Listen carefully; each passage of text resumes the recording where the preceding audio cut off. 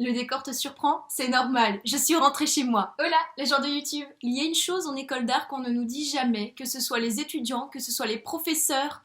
On nous dit jamais ce genre de choses-là et une fois qu'on arrive en école d'art, on est légèrement surpris. C'est le fait qu'on puisse se sentir bridé dans notre créativité. Je dis bridé, mais le mot est faible, hein, on peut même dire jugé. Et puisque personne n'en parle jamais, moi je vais vous en parler.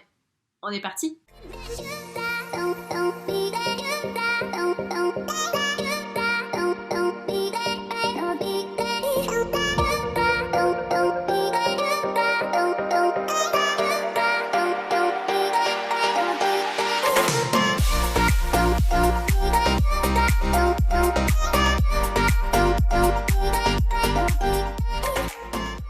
Lorsqu'on arrive en école d'art, prépa, beaux-arts, école d'art appliquée, que sais-je, on est tout content, on se dit c'est génial, je vais pouvoir faire tout ce que je veux, je vais pouvoir réaliser toutes mes idées les plus fantasques. Et puis il arrive ce fameux moment, le moment du premier bilan, le moment de la première interaction avec les profs. Tu le vois arriver gros comme une maison, le prof va te dire C'est quand même très illustratif ce que tu fais. Tu devrais essayer autre chose. et toi, de manière tout à fait innocente et inconsciente, tu vas te dire Mais attends, ça veut dire que si je dois recommencer, ça veut dire que c'est nul ce que j'ai fait. et tu vas te sentir peut-être légèrement comme une brêle. Tu auras le sentiment que tout ce que t'as fait, là, ce magnifique travail que t'as fait pendant des heures, finalement ça a servi à rien puisque tes profs ne sont pas contents, que peut-être potentiellement ta manière de créer n'est pas du tout la bonne et que c'est pas du tout comme ça qu'il faut faire, et tu te remets en question de A à Z.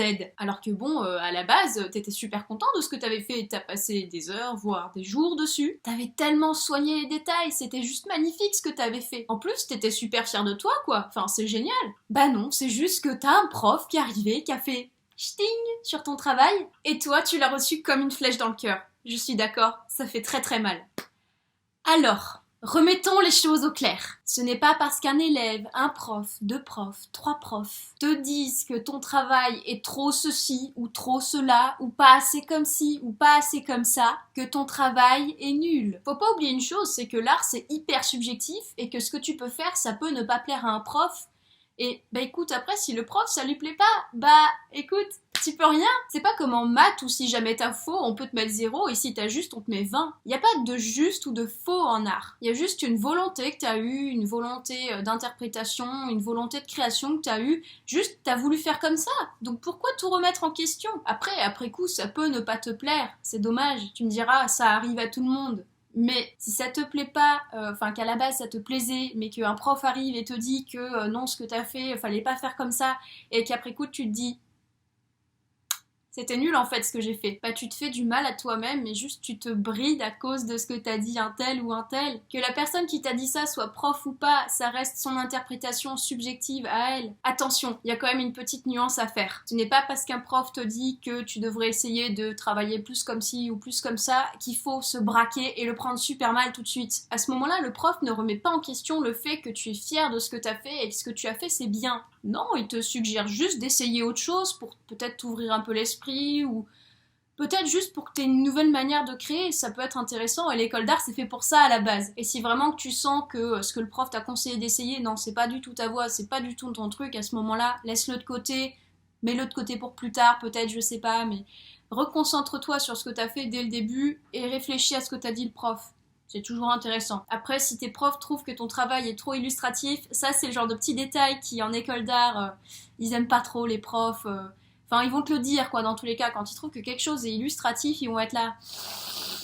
Non, mais si toi ça fait partie de ton travail, ça fait partie de ta démarche, c'est ton droit, c'est ton choix et tu en as le droit. Faut pas oublier une chose, c'est que la créativité ça se limite pas à ce que tu fais en école d'art, c'est omniprésent dans ta vie.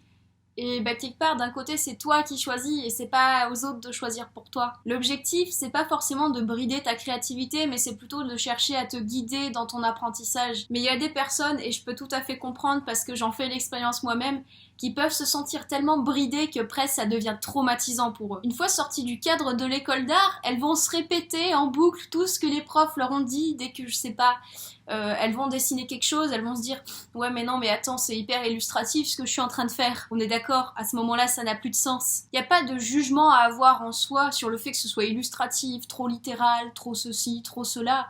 Non, juste c'est une manière pour les profs de qualifier ce que t'as fait.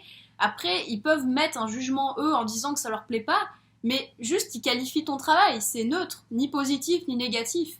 Après, à toi de voir ce que tu en fais. Mais je comprends que ce soit pas évident. Des fois, tu peux mettre des années avant de te dire « Ah, mais en fait, illustrer, c'est génial !»